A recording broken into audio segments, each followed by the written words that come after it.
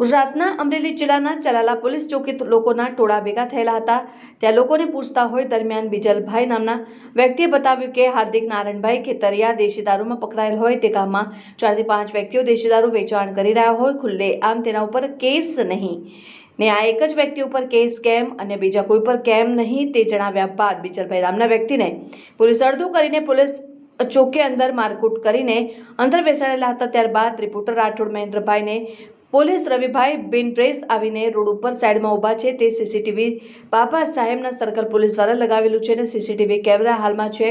ઊભા રહેલા પત્રકારને કાટલો પકડીને પોલીસ ચોકીની અંદર ખસેડીને તેને દાગ ધમકી આપીને તારી ઉપર પણ કેસ કરવો છે। મહેન્દ્રભાઈએ કહ્યું કે ભાઈ મારા ઉપર શેનો કેસ, હું રિપોર્ટર તરીકે માહિતી મેળવતો અને મારા ઉપર કેસ કરવો તો આ પોલીસ રવિભાઈએ તો અમારે કરવાનો છે કે ના બારામાં કરવો તે અમારે જોવાનું છે।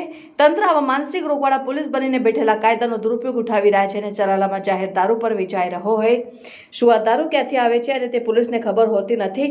આ દારૂ પોલીસ ચોકીની આસપાસ ડેપો વિસ્તારની બાજુમાં મંદિરોની બાજુમાં ખુલ્લેઆમ દારૂની ફેરીઓ લગાવી રહ્યા છે અને મોટરસાયકલ દ્વારા તો પોલીસ જનતાનું રક્ષણ માટે છે તો આજે પત્રકારોને પણ કાટલા પકડીને ખસેડે છે તો આમ જનતાનું શું રક્ષણ કરવું, શું કરતું હશે આ પોલીસ તંત્રએ? ગાંધીજીના ગુજરાતમાં દારૂબંધી પર ધ્યાન દોરવું જોઈએ। રવિભાઈ પોલીસ ઉપર કાયદેસર એક્શન લેવી જોઈએ।